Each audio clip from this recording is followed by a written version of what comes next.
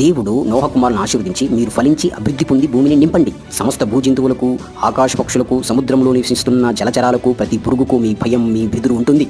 అవి మీకు ఆహారమవుతాయి. దాన్ని తినేటప్పుడు దాని మాంసమును రక్తంతో తినకూడదు. రక్తంలో దాని ప్రాణం ఉంటుంది కాబట్టి రక్తమును గూర్చి ప్రాణమును గూర్చి నేను విచారణ చేస్తాను. ఏ నరుడు కూడా నరహత్య చేయకూడదు. ఎందుకంటే దేవుని స్వరూపంలో నరుడు సృష్టించబడ్డాడు. ఒకవేళ చేస్తే అదే గతి అతనికి పడుతుంది. దేవుడు నోవాహుతో ఓడ నుండి బయటకు వచ్చిన సమస్త భూజంతువులతో ఒక నిత్య నిబంధన చేసి స్థిరపరిచాడు. ఆ నిత్య నిబంధనకు గుర్తుగా ఒక ధనుసును మేఘంలో ఉంచాడు.